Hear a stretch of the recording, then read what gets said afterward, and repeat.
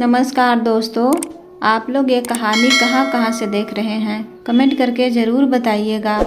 चलिए कहानी की तरफ चलते हैं। प्रॉपर्टी के लालच में बहू ने अपनी सास की आंखों की दवाई में एसिड मिला दिया ताकि वो हमेशा के लिए अंधी हो जाए।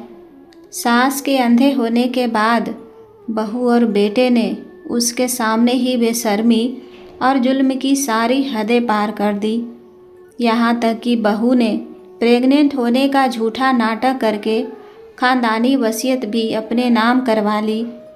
लेकिन 500 मेहमानों के बीच गोद भराई के दिन जब उस अंधी सास ने अपना काला चश्मा उतारा और अपने हाथ में पकड़ी एक मेडिकल रिपोर्ट पढ़कर सुनाई, तो बेटे और बहू के पैरों तले सिर्फ ज़मीन नहीं खिसकी बल्कि उनका पूरा वजूद राख हो गया। पढ़िए कंधी सास के खौफनाक इंसाफ की वो दास्तान जो आपके रोंगटे खड़े कर देगी। शहर के वीआईपी इलाके में खड़ी वो 30 करोड़ की आलीशान कोठी सिर्फ ईंट और पत्थर का मकान नहीं था, बल्कि वह एक जीते जागते खौफ और रुतबे का प्रतीक था। यह कोठी थी सुषमा देवी जी की। सुषमा जी कोई आम घरेलू महिला नहीं थी, वे शहर की रिटायर डिस्ट्रिक्ट जज थीं। एक ऐसा नाम जिसके कोर्ट रूम में घुसते ही बड़े बड़े बाहुबलियों और मुजरिमों के पसीने छूट जाते थे। उनके उसूल लोहे की तरह सख्त थे और उनका दिमाग किसी कंप्यूटर से भी तेज था। रिटायरमेंट के बाद उन्होंने अपनी ज़िंदगी शांति से गुजारने का फैसला किया था, लेकिन उन्हें नहीं पता था कि उनके अपने ही घर में 2 ऐसे मुजरिम पल रहे हैं जो बाहर के क्रिमिनल से भी ज़्यादा खतरनाक है। वे मुजरिम कोई और नहीं बल्कि उनका अपना इकलौता बेटा रोहन और उसकी हाई प्रोफाइल लालची पत्नी काव्या थी। रिटायरमेंट के बाद जिस माँ ने रोहन को खून पसीने से सींच कर बड़ा किया था, वही माँ अब उन दोनों के लिए एक बोझ और गले की हड्डी बन चुकी थी। काव्या की गीद जैसी नज़रें सिर्फ 2 ही चीज़ों पर गड़ी थी, सुषमा जी की 30 करोड़ की वो शानदार कोठी और बैंक लॉकर में रखे पुश्तैनी खानदानी गहने। काव्या डिजाइनर साड़ियाँ पहनकर किटी पार्टियों में तो जाती थी, लेकिन अंदर ही अंदर वो इस बात से जलती भुनती थी कि इस घर की असली चाबी और पावर अभी भी उस बुढ़िया के हाथों में है। सुषमा जी अपने बेटे और बहू की फितरत बहुत अच्छे से जानती थी, इसीलिए उन्होंने एक सख्त शर्त रख दी थी। यह 30 करोड़ की प्रॉपर्टी और ख़ानदानी गहने मेरे जीते जी किसी के नाम नहीं होंगे। यह वसीयत सिर्फ और सिर्फ मेरे आने वाले पोते या पोती के नाम ही ट्रांसफ़र होगी। यह शर्त काव्या के लिए किसी जहर के घूंट जैसी थी। उसे करोड़ों की प्रॉपर्टी चाहिए थी, लेकिन वो किसी बच्चे की जिम्मेदारी नहीं उठाना चाहती थी। और सबसे बड़ी बात, वो प्रॉपर्टी के लिए सुषमा जी के मरने का सालों तक इंतज़ार नहीं कर सकती थी। उसका लालच अब बर्दाश्त की सारी हदें पार कर चुका था। काव्या ने तय कर लिया कि अगर बुढ़िया को रास्ते से हटा नहीं सकते तो उसे इतना जिंदा लाश बना दो कि उसका इस घर में होना या ना होना बराबर हो जाए। सुषमा जी को उम्र की वजह से मोतियाबिंद की शुरुआत हो चुकी थी। डॉक्टर ने उन्हें रोज़ रात को आँखों में डालने के लिए एक महंगी आई ड्रॉप की शीशी दी हुई थी। काव्या ने इंटरनेट के डार्क वेब और अपने कुछ पुराने साथी संपर्कों के जरिए एक ऐसा दुर्लभ न्यूरोटॉक्सिन केमिकल मंगवाया जिसका कोई रंग या गंध नहीं था। यह केमिकल धीरे धीरे इंसान की आँखों की ऑप्टिक नर्व्स को सून कर देता है और हमेशा के लिए अंधा बना देता है। जिसे कोई मेडिकल टेस्ट भी आसानी से पकड़ नहीं सकता। एक रात जब सुषमा जी गहरी नींद में सो रही थी, काव्या दबे पांव उनके कमरे में दाखिल हुई। उसके चेहरे पर एक खौफनाक शैतानी मुस्कान थी। उसने सुषमा जी के सिरहाने रखी उस आई ड्रॉप की शीशी को खोला और सिरिंज की मदद से वो खतरनाक केमिकल उस दवाई में मिला दिया। अब देखती हूँ तुम्हारी ये जज वाली आंखें क्या फैसला सुनाती है बुढ़िया। काव्या ने शीशी वापस रखते हुए अपने मन में फुसफुसाया। अंधेरे में डूबती दुनिया। अगले दिन से खेल शुरू हो गया। सुषमा जी रोज रात को वही दवाई अपनी आंखों में डालती, यह सोचकर कि इससे उनकी रोशनी बढ़ेगी, लेकिन असल में वो हर रात अपनी आंखों में अंधापन डाल रही थी। कुछ ही हफ्तों में असर दिखने लगा। सुषमा जी को अखबार पढ़ने में दिक्कत होने लगी। धीरे धीरे उनके सामने की दुनिया धुंधली पड़ने लगी और फिर एक मनहूस सुबह ऐसी आई जब सुषमा जी के सामने सिर्फ एक घना काला अंधेरा था। रोहन, काव्या, मुझे कुछ दिखाई नहीं दे रहा, लाइट जलाओ बेटा। सुषमा जी अपने कमरे में घबरा कर चिल्लाई। रोहन और काव्या कमरे में आए, लेकिन उनकी आंखों में चिंता नहीं बल्कि जीत की एक भयंकर चमक थी। नामी डॉक्टरों को बुलाया गया। काव्या ने पहले ही एक भ्रष्ट डॉक्टर को पैसे खिला दिए थे। डॉक्टर ने सुषमा जी की आंखों की जांच की और झूठे अफसोस के साथ कहा, आई एम सॉरी मैडम, आपकी आंखों की नसें पूरी तरह डैमेज हो चुकी है। अब आपकी आंखों की रोशनी कभी वापस नहीं आ सकती। आप हमेशा के लिए अंधी हो चुकी हैं। यह बात सुनकर सुषमा जी सन्न रह गईं।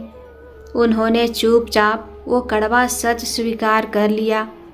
अगले ही दिन सुषमा जी के चेहरे पर एक बड़ा सा काला चश्मा आ गया और उनके हाथों में एक सफ़ेद घड़ी थमा दी गई। वो अब अपने ही घर में लाचार होकर रह गई। उस रात रोहन और काव्या ने अपने बेडरूम में महंगी वाइन खोली। We did it darling, Rohan ने काव्या को चूमते हुए कहा। अब वो बुढ़िया सिर्फ एक पुतला है। वो देख ही नहीं सकती कि हम उसके सामने क्या कर रहे हैं। अब ये घर, ये 30 करोड़ का साम्राज्य पूरी तरह से आज़ाद है। रोहन और काव्या की खुशी का कोई ठिकाना नहीं था। उनके लिए वो घर अब आज़ाद था, क्योंकि इस घर की मालकिन अब देख नहीं सकती थी। लेकिन अपने अहंकार और जश्न के नशे में अंधे हो चुके रोहन और काव्या यह सबसे बड़ा सच भूल गए थे कि एक जज की आंखें भले ही काम करना बंद कर दे, लेकिन उसका दिमाग कभी नहीं सोता।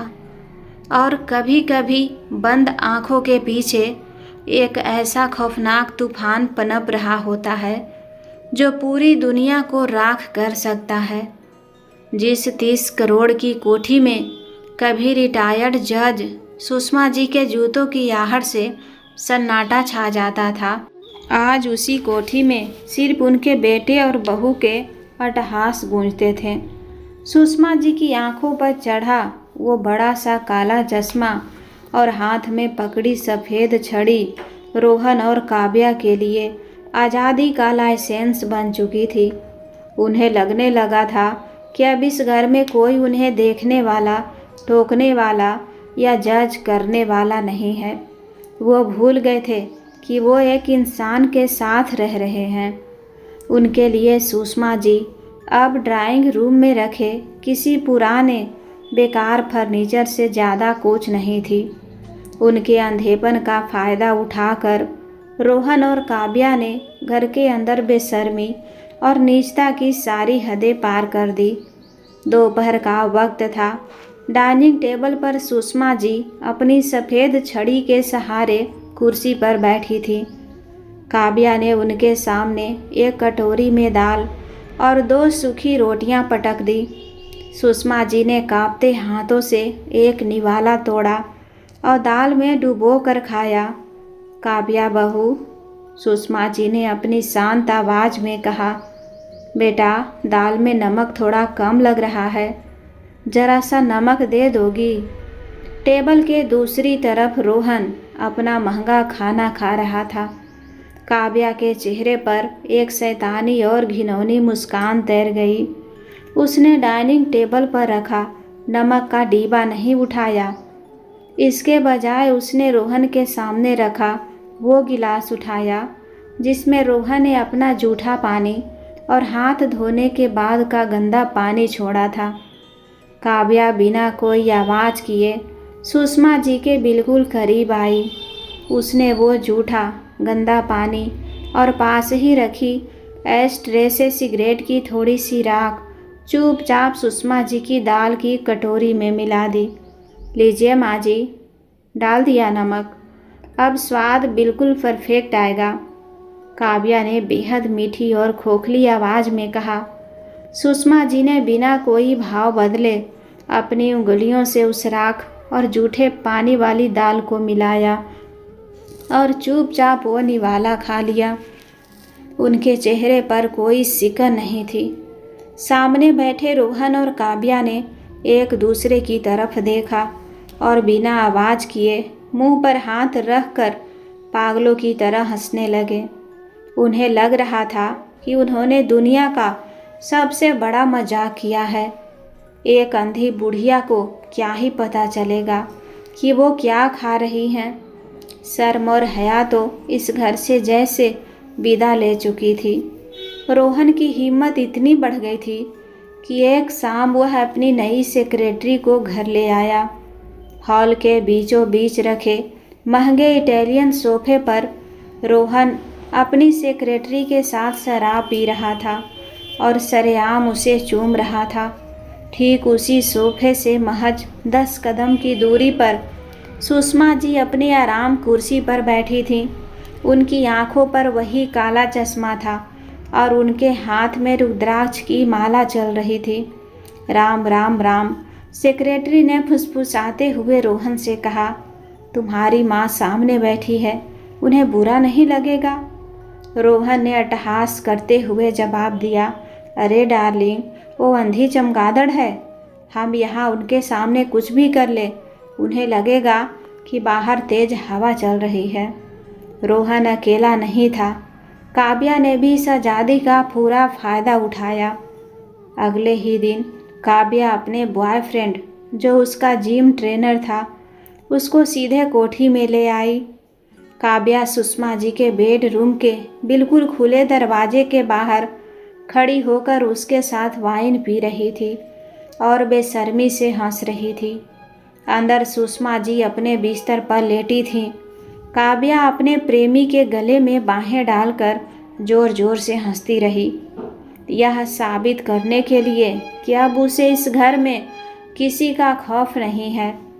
क्रूरता और बेशर्मी के इस नंगे नाच के बीच उनका असली मकसद अभी भी पूरा नहीं हुआ था। 30 करोड़ की वो प्रॉपर्टी। एक सुबह रोहन बहुत प्यार से सुषमा जी के कमरे में आया। माँ, आपकी पेंशन और बैंक लॉकर के कुछ नियम बदल गए हैं। मैनेजर ने कुछ फॉर्म भेजे हैं जिन पर आपके साइन चाहिए। रोहन ने सुषमा जी के हाथ में एक पेन थमाते हुए कहा।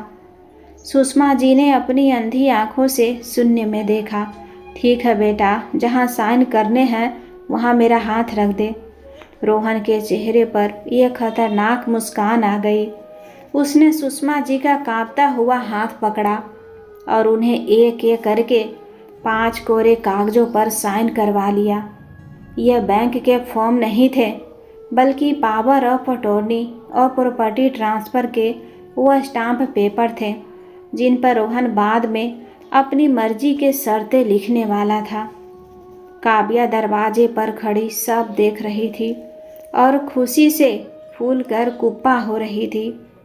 रोहन और काव्या को लगा कि उन्होंने एक रिटायर्ड जज के दिमाग को पंगु कर दिया है।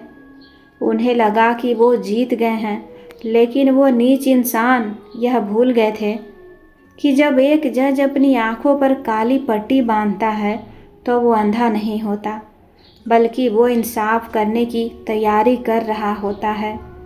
उस काले चश्मे के पीछे सुषमा जी की आंखों में जो खौफनाक तूफान पल रहा था, वो जल्द ही रोहन और काव्या के पूरे वजूद को राख में मिलाने वाला था। महीने बीतते जा रहे थे। रोहन और काव्या ने सुषमा जी से कोरे कागजों पर धोखे से साइन तो करवा लिए थे, लेकिन काव्या का लालची दिमाग अभी भी शांत नहीं था। वो जानती थी कि सुषमा जी एक रिटायर्ड डिस्ट्रिक्ट जज हैं। अगर वसीयत में लिखी उस असली शर्त प्रॉपर्टी सिर्फ पोते या पोती के नाम होगी को पूरा किए बिना उन कोरे कागजों का इस्तेमाल किया गया तो कल को कोई भी रिश्तेदार कोर्ट में केस कर सकता है। काव्या प्रॉपर्टी के लिए सालों इंतज़ार नहीं करना चाहती थी, इसीलिए उसने एक ऐसा दांव चलने का फैसला किया जो सीधे सुषमा जी के माँ और दादी वाले जज्बातों पर वार करे। एक सुबह सुषमा जी हॉल में अपनी आराम कुर्सी पर बैठी माला जप रही थी। तभी काव्या दौड़ती हुई आई। उसने एक ऐसा नाटक किया जिसने बड़े बड़े अदाकारों को भी पीछे छोड़ दिया। माँ जी, माँ जी। काव्या ने घुटनों के बल बैठकर सुषमा जी के पैर पकड़ लिए। उसकी आवाज़ में झूठी खुशी और एक्साइटमेंटली थी। मैं प्रेग्नेंट हूँ माँ जी, आपकी मन्नत पूरी हो गई। इस घर का वारिस आने वाला है। पास ही खड़ा रोहन भी इस नाटक में शामिल हो गया। उसने खुशी से काव्या को हवा में उठा लिया और चूमने लगा। सुषमा जी के चेहरे पर एक पल के लिए अजीब सा सन्नाटा छा गया, लेकिन फिर उनके उस बड़े से काले चश्मे के नीचे से खुशी के आंसू छलक पड़े। उन्होंने अपने कांपते हाथों से काव्या का सिर सहलाया। मेरे घर का चिराग, काव्या बहू, तूने तो मुझे दुनिया की सबसे बड़ी खुशी दे दी। सुषमा जी ने भराई हुई आवाज़ में कहा, अब ये 30 करोड़ की प्रॉपर्टी, ये कोठी और मेरे सारे खानदानी गहने सब तेरे और मेरे होने वाले पोते के नाम। मैं आज ही वकील को बुलाकर सारी वसीयत तुम्हारे नाम करती हूँ। रोहन और काव्या ने एक दूसरे को देखा और उनकी आंखों में लालच के शोले भड़क उठे। शिकार पूरी तरह उनके जाल में फंस चुका था। काव्या का दिमाग बहुत शातिर था। वो चाहती थी कि यह वसीयत इस तरह ट्रांसफ़र हो कि दुनिया का कोई भी वकील उसे कोर्ट में चैलेंज ना कर सके। इसीलिए उसने एक बेहद आलीशान गोद भराई की पार्टी रखने का फैसला किया। शहर के सबसे महंगे 5 स्टार होटल का ग्रैंड बैंक्वेट हॉल बुक किया गया। 500 वीआईपी मेहमानों के लिस्ट बनी। शहर के बड़े बड़े नेता, पुलिस कमिश्नर और सबसे खास सुषमा जी के पुराने दोस्त, जो खुद शहर के नामी वकील और रिटायर्ड जजेस थे, उन्हें खास न्योता भेजा गया। काव्या का प्लान था कि इन 500 रसूखदार लोगों और जजों के सामने सुषमा जी खुद अपने हाथों से वसीयत पर साइन करेंगी। इतने सारे कानूनी गवाहों की मौजूदगी में वो 30 करोड़ की वसीयत पत्थर की लकीर बन जाएगी। लेकिन काव्या और रोहन की नीचता सिर्फ प्रॉपर्टी हड़पने तक सीमित नहीं थी। पार्टी से ठीक एक रात पहले अपने लग्जरी बेडरूम में रोहन महंगी स्क्रॉच पीते हुए काव्या से फुसफुसाया, डार्लिंग, 30 करोड़ की प्रॉपर्टी तो कल हमारे नाम हो जाएगी, पर उस अंधी बुढ़िया का क्या जिंदगी भर उसकी खातिरदारी करनी पड़ेगी। काव्या ने अपने डिजाइनर लहंगे को देखते हुए एक बेहद खौफनाक और शैतानी हंसी हंसी। तुम मुझे बेवकूफ़ समझते हो रोहन, मैंने सारा इंतजाम कर लिया है। काव्या ने अपनी आवाज़ और धीमी कर ली।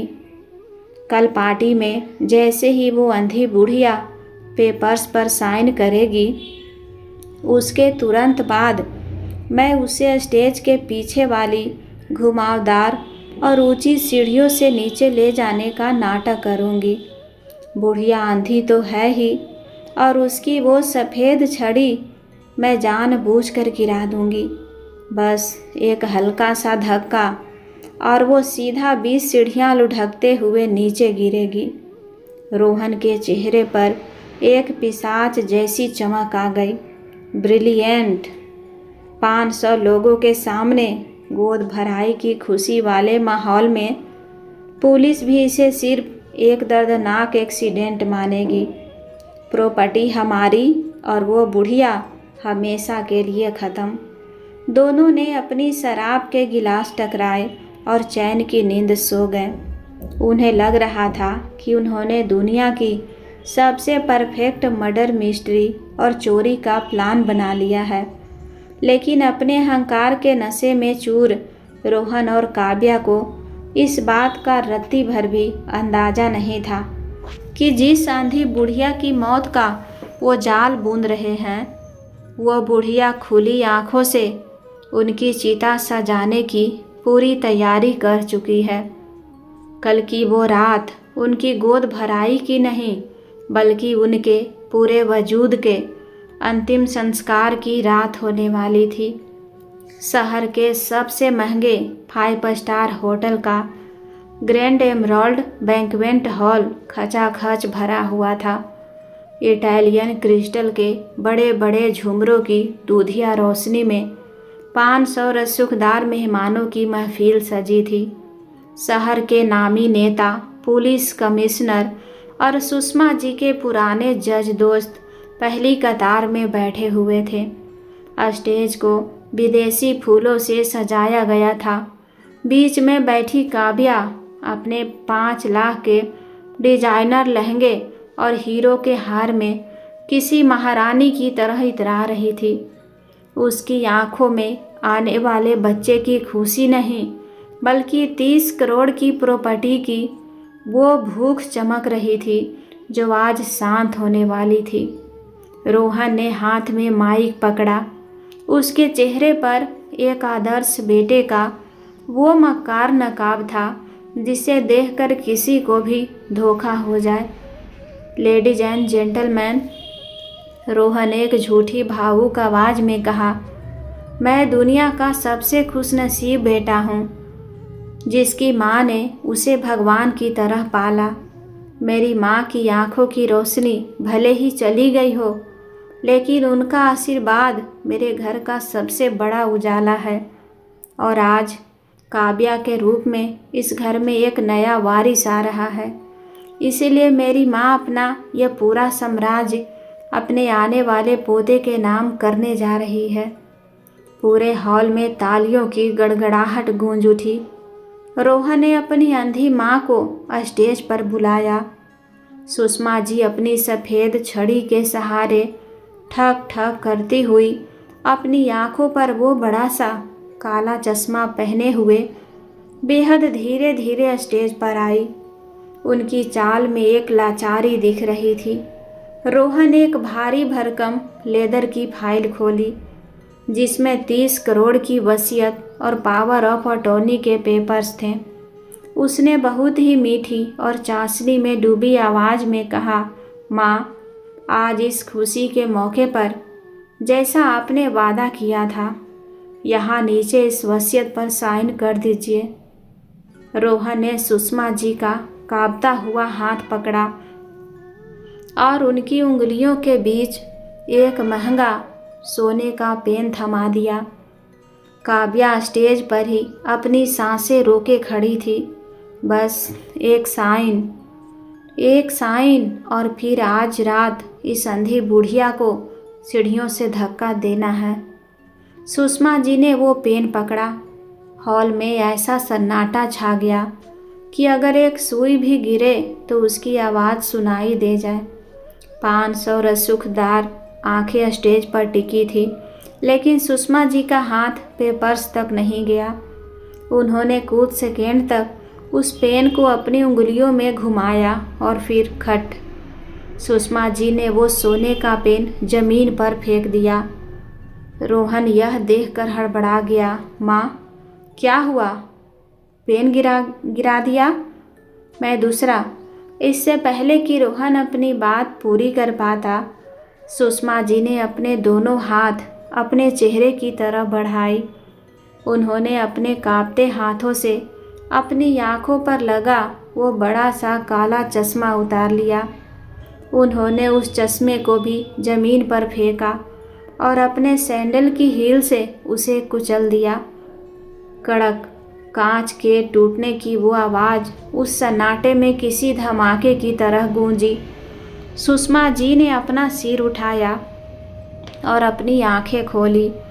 वहाँ मौजूद 500 मेहमानों और खुद रोहन काव्या के शरीरों का सारा खून एक पल में जम गया। सुषमा जी की आंखों में कोई अंधापन नहीं था, मोतियाबिंद का कोई सफ़ेद जाला नहीं था, कोई धुंधलापन नहीं था। उनकी आंखें एक शिकारी बाज की तरह बिल्कुल साफ, तेज और आग उगल रही थी। ये एक बेबस सास की आंखें नहीं, बल्कि एक डिस्ट्रिक्ट जज की वो खौफनाक आंखें थी जो सीधे मुजरिम की रूह को चीर देती है। उन्होंने माइक अपनी तरफ खींचा। उनकी कड़क और खौफनाक आवाज़ पूरे बैंक्वेट हॉल के स्पीकर्स में गूंज उठी। जिस आई ड्रॉप की शीशी में तूने एसिड और न्यूरोटॉक्सिन मिलाया था काव्या, वो शीशी मैंने उसी दिन डस्टबिन में फेंक कर उसमें सादा पानी भर लिया था। मैं पिछले 6 महीनों से अंधी नहीं, तेरी हर नीचता, हर मक्कारी अपनी इन खुली आँखों से बिल्कुल साफ देख रही थी। यह सुनते ही काव्या के पैरों तले ज़मीन ही नहीं खिसकी, बल्कि उसे लगा जैसे पूरा स्टेज पाताल में धंस गया हो। उसका डिजाइनर लहंगा अचानक उसे भारी लगने लगा। रोहन का मुंह खुला का खुला रह गया। उसकी आंखों की पुतलियां खौफ से चौड़ी हो गई। हॉल में मौजूद 500 रसूखदार मेहमान, जज और पुलिस कमिश्नर अपनी कुर्सियों से खड़े हो गए। सुषमा जी अब स्टेज पर किसी लाचार बुढ़िया की तरह नहीं, बल्कि एक शेरनी की तरह चल रही थी। उन्होंने सीधे काव्या की आंखों में अपनी जलती हुई आंखें गड़ा दी। तूने मेरी दाल में अपना जूठा और गंदा पानी मिलाया काव्या, मैंने देखा था। रोहन, तूने मेरे सामने सोफे पर बैठकर अपनी सेक्रेटरी को चूमा और अय्याशी की, मैंने देखा था। तुमने मुझे अंधी और बेवकूफ़ समझकर हर वो नीच काम किया जो एक जानवर भी नहीं करता। सुषमा जी की आवाज़ में एक ऐसा रुतबा था कि काव्या और रोहन की टांगें कांप रही थी। तुम सोच रहे होंगे कि अगर मैं देख सकती थी तो इतने महीनों तक चुप क्यों रही, क्योंकि तुम भूल गए कि मैं एक जज हूँ और एक जज मुजरिम को तब तक सज़ा नहीं देता जब तक वो अपने जुर्म की सारी हदें पार ना कर दे। मैं इंतज़ार कर रही थी कि तुम नीचता के किस गट्टर तक गिर सकते हो। काव्या का पूरा शरीर पसीने से भीग चुका था। उसका दिमाग सुन्न पड़ गया था। बचने का कोई रास्ता ना देखकर उसने अपना आखिरी झूठा दांव चलने की कोशिश की। उसने हकलाते हुए अपने पेट पर हाथ रखकर रोने का नाटक किया। माँ जी, आप ये क्या कह रही हैं? यह झूठ है। मैं आपके बच्चे की माँ बनने वाली हूँ। मैं आपके ख़ानदान का वारिस ला रही हूँ माँ जी। सुषमा जी ने एक ऐसी खौफनाक और व्यंग्यात्मक हंसी हंसी जो किसी मौत के फरिश्ते की तरह लग रही थी। उन्होंने अपनी साड़ी के पल्लू में छिपी एक नीले रंग की मेडिकल फाइल निकाली। उन्होंने पूरी ताकत से वो भारी फाइल रोहन के मुंह पर दे मारी। स्लब। फाइल रोहन के चेहरे से टकराकर जमीन पर गिर गई और उसके पन्ने पूरे स्टेज पर बिखर गए। सुषमा जी ने माइक पर अपनी आवाज़ को और ऊंचा करते हुए कहा, यही तो तेरा सबसे बड़ा जुर्म है काव्या। तूने सोचा तू एक वारिस का नाटक करके मेरी 30 करोड़ की प्रॉपर्टी हड़प लेगी। जरा इस फाइल को पढ़ रोहन। 5 साल पहले जब तेरा वो भयानक कार एक्सीडेंट हुआ था तो तेरी जो सर्जरी हुई थी उसके बाद की ये सीक्रेट मेडिकल रिपोर्ट है। मैंने एक माँ होने के नाते ये बात दुनिया से छिपा कर रखी थी कि मेरा बेटा हमेशा के लिए नपुंसक हो चुका है। तू कभी बाप बन ही नहीं सकता रोहन। यह शब्द सुनते ही रोहन के शरीर का सारा खून सूख गया। उसकी मर्दानगी का सबसे गहरा और कड़वा सच 500 लोगों के सामने एक नंगे सच की तरह उछल चुका था। हॉल में औरतों की चीखें निकल गई। पहली कतार में बैठे जजेज और कमिश्नर सदमे में आ गए। काव्या की सांसें अटक गई। उसका चेहरा किसी सफ़ेद भूत की तरह पड़ गया। सुषमा जी वहीं नहीं रुकी। उन्होंने स्टेज से नीचे भीड़ की तरफ अपनी उंगली उठाई। उनकी उंगली सीधे काव्या के उस प्रेमी जिम ट्रेनर की तरफ थी जो चुपचाप पीछे के दरवाजे से भागने की कोशिश कर रहा था। तू किसके गंदे खून को मेरे खानदान का वारिस बता रही है काव्या? उस आदमी के? तूने मेरे ही कमरे के बाहर मेरे ही सामने इसके साथ बेशर्मी की और तुझे लगा अंधी बुढ़िया को क्या ही दिखेगा। मैंने अपनी खुली आंखों से तेरा नंगा सच देखा है काव्या। मेरे खानदान का वारिस नहीं, तू अपने पाप का घड़ा इस स्टेज पर लेकर खड़ी है। काव्या जमीन पर घुटनों के बल गिर पड़ी। रोहन का दिमाग इस सदमे को बर्दाश्त नहीं कर पाया और वह पागलों की तरह अपने ही बाल नोचने लगा। 30 करोड़ का साम्राज्य, उनकी इज्जत, उनका वजूद, सब कुछ उस अंधी बुढ़िया ने 500 लोगों के सामने एक पल में राख कर दिया। 500 मेहमानों के बीच पसरा हुआ सन्नाटा अब एक भयंकर चीख पुकार और हाहाकार में बदल चुका था। पहली कतार में बैठे शहर के बड़े बड़े नेता और रसूखदार लोग कानाफूसी कर रहे थे। रोहन वहीं स्टेज पर भूत बनकर खड़ा था। उसकी आंखों की पुतलियां फटी की फटी रह गई थी।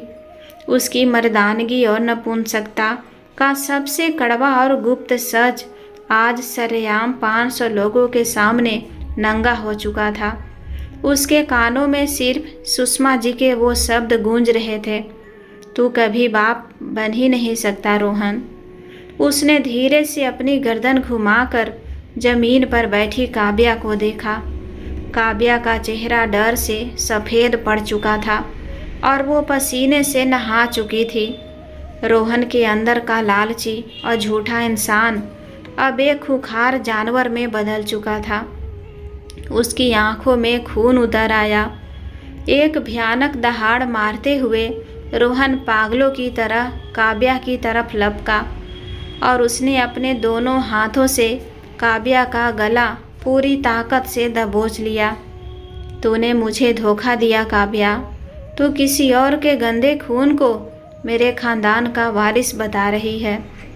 तूने मुझे पूरी दुनिया के सामने नामर्द साबित कर दिया। मैं तुझे जिंदा नहीं छोड़ूंगा। रोहन पागलों की तरह चीख रहा था।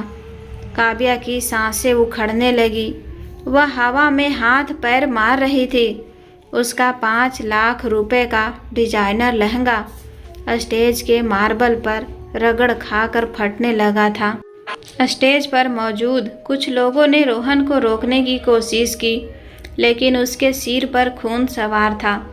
तभी बैंक्वेट हॉल के मुख्य दरवाजे बहुत जोर से खुला। फ्रीज, कोई अपनी जगह से नहीं हिलेगा। पुलिस हथियारों से लैस पुलिस की एक भारी टीम हॉल में दाखिल हुई। दरअसल सुषमा जी सिर्फ एक सास नहीं थी, वो एक रिटायर्ड डिस्ट्रिक्ट जज थी। उन्होंने इस गोद भराई के फंक्शन के शुरू होने से कई घंटे पहले ही अपने भरोसेमंद वकील और शहर के पुलिस कमिश्नर, जो खुद इस पार्टी में पहली कतार में बैठे थे, उनको घर की सारी सीक्रेट रिकॉर्डिंग्स, आई ड्रॉप की फोरेंसिक लैब में रिपोर्ट और काव्या की कॉल डिटेल्स सौंप दी थी। पुलिस के जवानों ने दौड़कर रोहन को कॉलर से पकड़ा और उसे काव्या के ऊपर से खींचकर अलग किया। रोहन हवा में हाथ पैर मार रहा था। इंस्पेक्टर ने बिना एक सेकेंड गंवाए रोहन के हाथों को पीछे मोड़ा और ठंडी लोहे की हथकड़ियां जोड़ दी। रोहन, अपनी ही पत्नी की सरेआम हत्या की कोशिश के जुर्म में तुम्हें अरेस्ट किया जाता है। काव्या खांसते हुए जमीन पर पड़ी हवा के लिए तड़प रही थी। उसे लगा कि शायद उसकी जान बच गई, लेकिन तभी एक सख्त लेडी इंस्पेक्टर ने उसे बालों से पकड़कर अपने बूटों के पास खड़ा किया। और तुम काव्या, लेडी इंस्पेक्टर ने नफरत से कहा, एक रिटायर्ड जज की आंखों की दवाई में न्यूरोटॉक्सिन एसिड मिलाकर उन्हें मारने की कोशिश करने और 30 करोड़ की प्रॉपर्टी के लिए फ्रॉड जाल बुनने के जुर्म में अरेस्ट हो।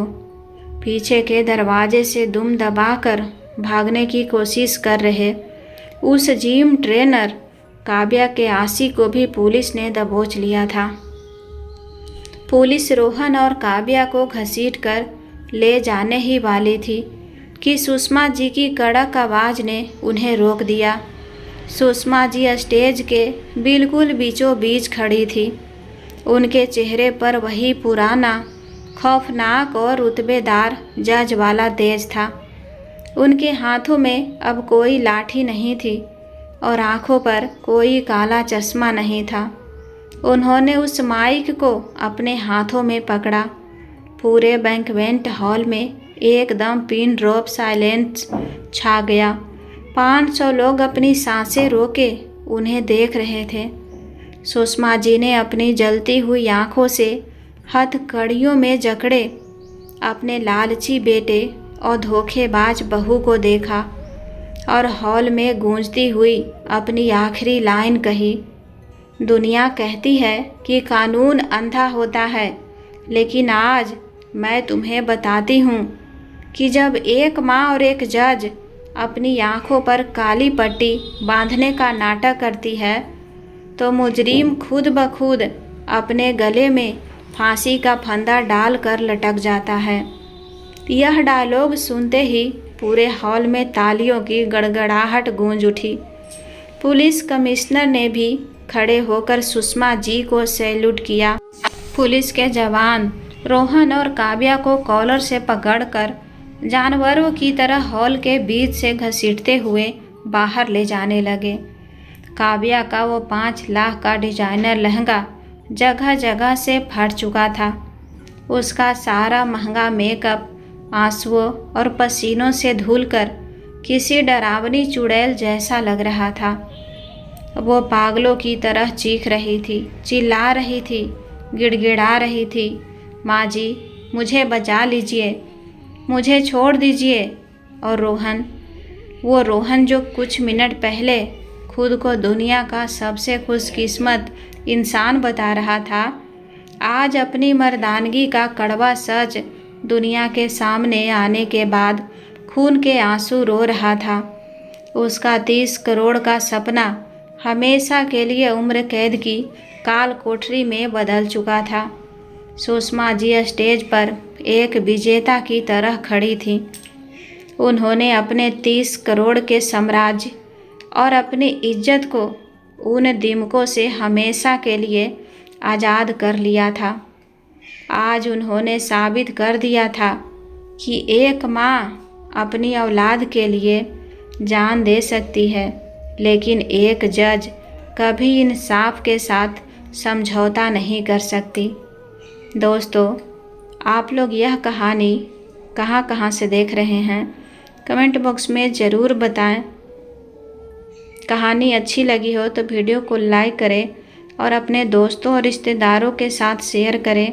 और चैनल पर पहली बार आए हैं तो सब्सक्राइब करना बिल्कुल ना भूलें। कहानी को पूरा देखने और सुनने के लिए दिल से धन्यवाद।